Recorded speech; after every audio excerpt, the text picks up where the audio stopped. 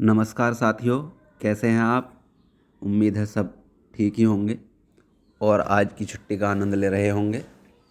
मैं Abdul Kalam HM primary school नायफल नगर क्षेत्र गाज़ियाबाद आपसे संबोधित हूं। जैसा कि आप सभी जानते हैं, DBT का कार्य चल रहा है। अब DBT का दूसरा चरण शुरू हो गया है और दूसरे चरण में क्या होना है इसे हम समझते हैं। जो हमने पहले चरण में फीडिंग की थी उसमें कुछ बच्चे जिनका भुगतान नहीं हो पाया है उन्हें सस्पेक्टेड स्टूडेंट में डाला गया है। उन्हीं पर हमें कार्य करना है।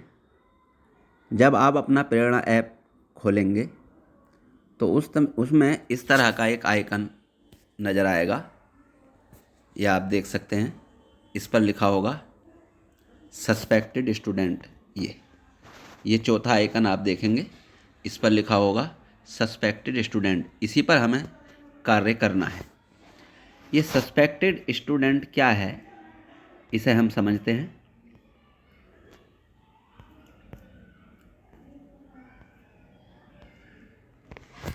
तो सस्पेक्टेड स्टूडेंट कौन कौन है, उसके कई वजह हो सकती हैं, जिसमें से पहली वजह ये है, पहला जो कारण है वो है कोई बच्चा आपके स्कूल में भी पढ़ रहा है और किसी अन्य स्कूल में भी उसका नाम लिखा हुआ है।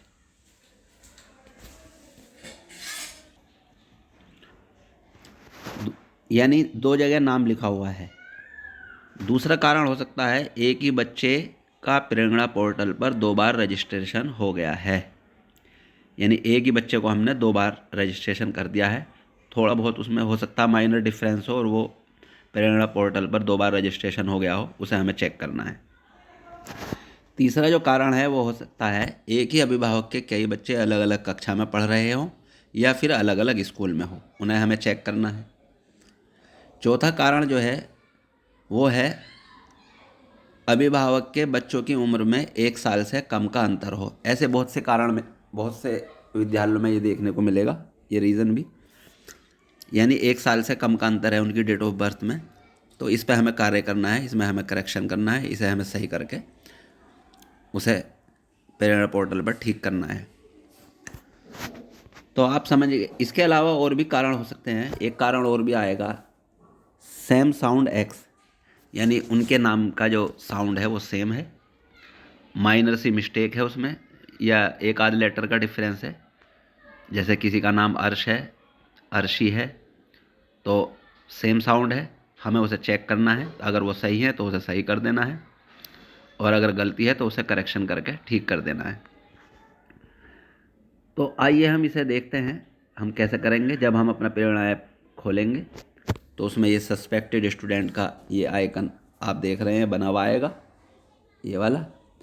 और इसे हम कैसे करेंगे, इसके लिए आपको सबसे पहले ये देखना है कि हमारा जो प्रेरणा DBT ऐप है वो नया वर्ज़न है उसका या नहीं। अगर वो नया वर्ज़न नहीं है, लेटेस्ट वर्ज़न नहीं है, तो उसे हम पहले अपडेट कर लेंगे। प्ले स्टोर में जाकर प्रेरणा DBT ऐप इस तरह से खुलेगा। एक तरफ आपका लिखा होगा अनइंस्टॉल और एक तरफ लिखा होगा अपडेट। आप इसे अपडेट कर लें या अनइंस्टॉल करके दोबारा से इंस्टॉल कर लें। जब आप दोबारा से इंस्टॉल कर लेंगे तो उस पर ये लिखा होगा वर्ज़न 1.0.0.15, ये इसका लेटेस्ट वर्ज़न है। दूसरा तरीका ये है कि आप अपने प्रेरणा DBT ऐप को प्रेस करिए। उस पर प्रेस करने के बाद आपको जो है इस तरीके से ये 3 खुलेंगे, सिलेक्ट, रिमूव, अनइंस्टॉल। अनइंस्टॉल के ऊपर जो गोल सर्किल बना हुआ है जिसमें आई लिखा हुआ है, इस पर आप क्लिक करेंगे तो आपका ये प्रेरणा DBT इस तरह से खुल के आएगा। इसमें एक लिखा हुआ है, आप नीचे से देखें तीसरे नंबर पर स्टोरेज, इस पर आप क्लिक करें स्टोरेज पर, तो ये लिखा हुआ आएगा डाटा कैशे। सबसे नीचे लिखा हुआ है क्लियर डाटा या क्लियर कैशे, तो आपको क्लियर डाटा और क्लियर कैशे कर लेना है। उसके बाद अपने प्रेरणा DBT ऐप को दोबारा से खोल लेना है। तो आइए मैं अपने विद्यालय का करके दिखाता हूँ। प्रेरणा डीबीटी ऐप खोलता हूँ। ये रहा मेरे विद्यालय का प्रेरणा डीबीटी ऐप। ये आप देखेंगे इस तरह से आपके स्क्रीन पर होगा, उसे आप देख लेंगे और उसे आप खोलेंगे। मैंने इसे खोला, लिखा हुआ है प्लीज़ वेट, आप थोड़ा वेट करिए, ये खुल जाएगा। खुलने के बाद आपने देखा मेरा नाम लिखा हुआ आ गया है अब्दुल कलाम, विद्यालय का नाम भी लिखा हुआ है नायफल, और इसमें 4 आइकन बने हुए हैं, DBT, update guardian contact detail, verified या ड्रॉप आउट स्टूडेंट रिपोर्ट, और तीसरा जिस पर हमें कार्य करना है वो है सस्पेक्टेड स्टूडेंट। हमें इसी पर कार्य करना है। यहाँ पर इसका वर्ज़न भी लिखा हुआ है, ऐप वर्ज़न आप देख लेंगे 1.0.0.15। ये लेटेस्ट वर्ज़न है। अगर आपका ये लेटेस्ट वर्ज़न नहीं है तो इसे अनइंस्टॉल करके दोबारा इंस्टॉल कर लीजिए, और इसमें जब ये सस्पेक्टेड स्टूडेंट वाला कॉलम आइकन आ जाएगा तब आप इसे खोलेंगे। ये कार्य एचएम की आईडी से ही होगा या इंचार्ज की आईडी से ही होगा, किसी और की से नहीं होगा। चाहे अपने आप विद्यालय में किसी भी साथी से करवा सकते हैं, लेकिन ये काम होगा एचएम की आईडी से ही। और इस सस्पेक्टेड स्टूडेंट को जब हम खोलेंगे और इसमें जो भी हम करेक्शन करेंगे उसके लिए एचएम और इंचार्ज वही जिम्मेदार होंगे, इसलिए इसे ध्यान से करिए। आइए हम खोलते हैं सस्पेक्टेड स्टूडेंट वाले कॉलम को, आइकन को। इस पर मैंने क्लिक करा तो आप देखेंगे इस तरह से पेज खुल का आ जाएगा। यूयूआईडी और गार्जियन नेम। हमें जो यूयूआईडी है इसका मतलब है यूनिक आईडी नंबर है ये अभिभावक का। इसे आप देखें, मेरे इसमें विद्यालय में ये इस तरीके के 3 केस दिखा रहा है, 1 2 3 केस। इन तीनों केसों को हम अलग अलग देखेंगे। इसमें जो पहला केस है इसमें स्टूडेंट सिबलिंग जो है वो 3 दिखा रहा है, यानी एक ही अभिभावक का आधार मैंने दिया है 3 बच्चों के लिए और एक ही खाता दिया है। इसमें क्या सस्पेक्टेड रीज़न हो सकता है उसे मैं खोल के देखूंगा। दूसरे में स्टूडेंट सिबलिंग 5 दिखा रहा है, यानी एक ही आधार से हमने 5 बच्चों को लिंक किया है। और तीसरे केस में आप देखेंगे स्टूडेंट सिबलिंग 2 दिखा रहा है। अब मैं इन्हें 1 बाय 1 एक एक करके देखता हूँ कि क्या क्या रीज़न है और कैसे मुझे इन्हें सही करना है। मैंने पहला वाला केस खोला तो देखेंगे आप, ये पेज खुल के आ गया है। यहाँ पर इसमें स्टूडेंट की सभी डिटेल आ गई हैं। ये पहला वाला जो है इसमें देख लें, ये शमा स्टूडेंट का नाम है, इसकी डेट ऑफ बर्थ है, गार्जियन नाम लिखा हुआ है फिरदौस, और एसआर नंबर लिखा हुआ है, क्लास का नंबर नाम लेवल लिखा हुआ है 3rd। यहाँ पर जो ध्यान देना है हमें सस्पेक्टेड रीज़न और स्टेटस, इन दोनों को ध्यान से देखना है। स्कूल का नाम भी लिखा हुआ है नायफल, यूडाइस कोड भी लिखा हुआ है। ये सब आप देख लेंगे। हमें जो देखना है वो देखना है सस्पेक्टेड रीज़न क्या है। तो आप देखेंगे यहाँ पर सस्पेक्टेड रीज़न है suspected by date of birth less than 1 year, यानी सस्पेक्टेड स्टूडेंट में डालने का जो रीज़न है वो ये है कि इनकी डेट ऑफ बर्थ में 1 साल से कम का अंतर है। ये हमें चेक करना है कि ऐसा क्या अंतर है। तो देखते हैं, पहले स्टूडेंट की डेट ऑफ बर्थ 23/4/2013, ये देखें। अब मैं दूसरे स्टूडेंट की देखता हूँ, इसकी डेट ऑफ बर्थ 23/6/2014। तीसरे स्टूडेंट की देखता हूँ, इसकी डेट ऑफ बर्थ 25/3/2014। तो आप देखेंगे 25/3/2014 और यहाँ पर 26/3/2014, 23/6/2014, यानी लगभग 3 महीने का अंतर है इनकी डेट ऑफ बर्थ में। तो ऐसी क्या मिस्टेक हो गई है, या तो हमने गलती कर दी है फीडिंग करने में। हम एसआर नंबर से, अपने एसआर रजिस्टर से इनको चेक कर लेंगे, या इनका आधार कार्ड लेकर इनकी डेट ऑफ बर्थ को चेक कर लेंगे, और चेक करने के बाद हम इनमें करेक्शन कर देंगे।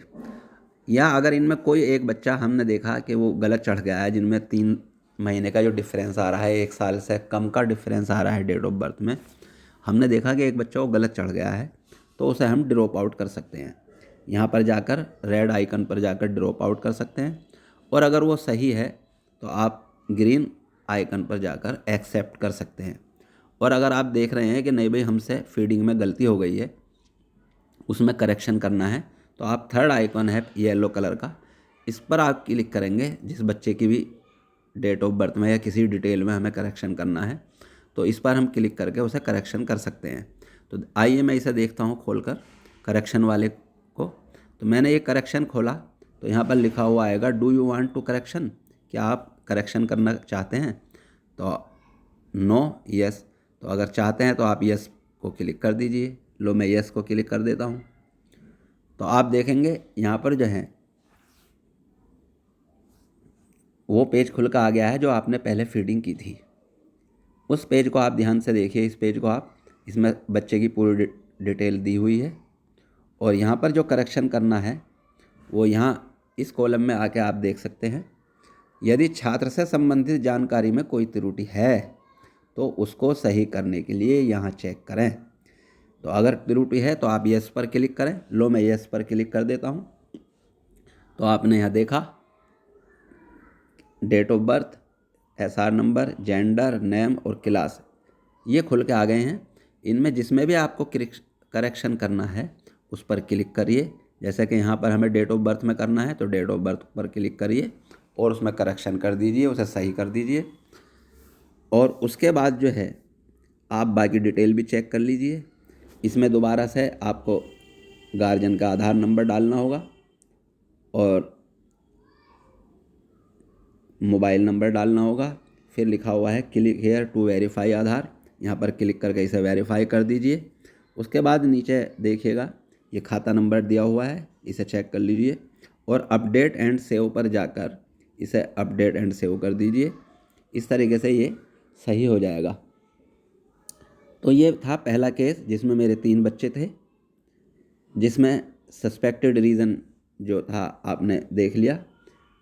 Date of birth less than 1 year, ये सस्पेक्टेड रीजन है। मैं इसे चेक करूंगा और विद्यालय खुलने पर कल जाकर इसको चेक करूंगा एसआर रजिस्टर से या आधार से और इसे सही कर दूंगा। अगर सही है तो एक्सेप्ट कर दूंगा और अगर करेक्शन करना है तो करेक्शन कर लेंगे। अब आइए दूसरा केस देखते हैं। ये आप देख रहे हैं जुबैदा वाला दूसरा केस।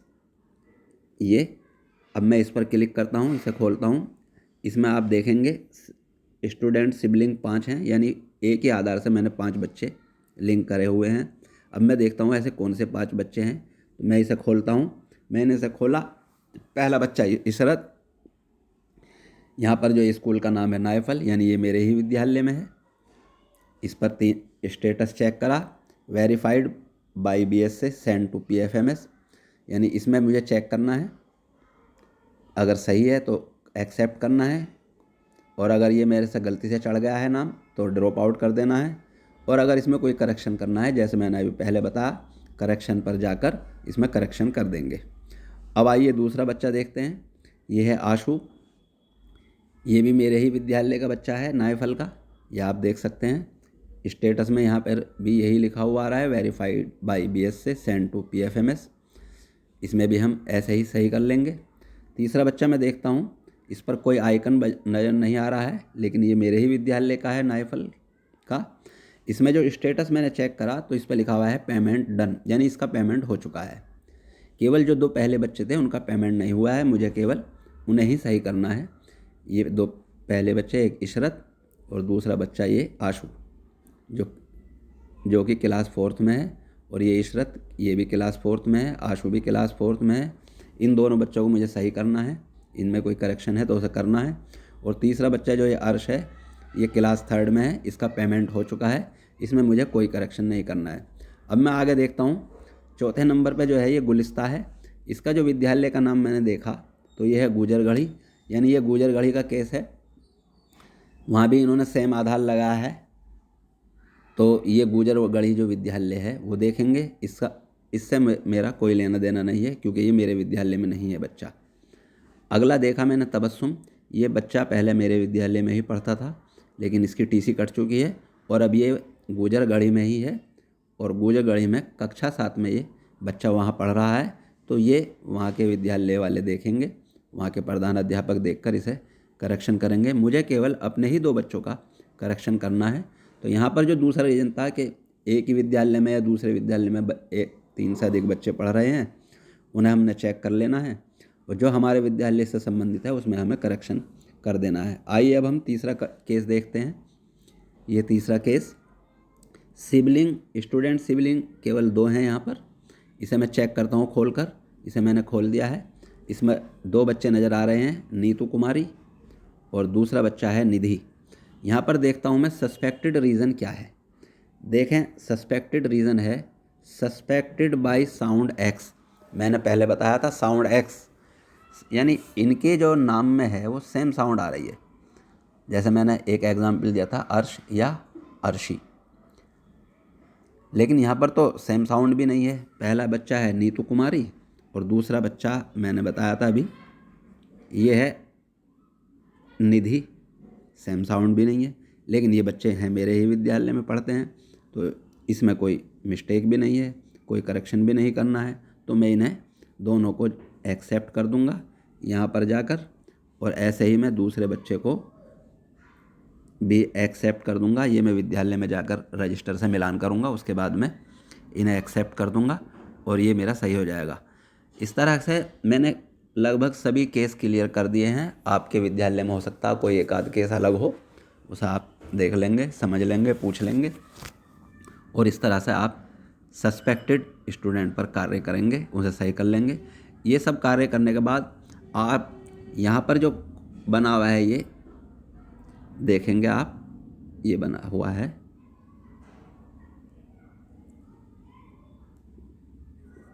इस पर जाकर आप सिंक कर देंगे, यानी सर्वर पर डाटा आपका सेव जब भी होगा जब आप इसे सिंक कर देंगे। अगर आपने सिंक नहीं किया तो आपकी सारी मेहनत बेकार जाएगी, इसलिए आप इसे सिंक ज़रूर कर लें।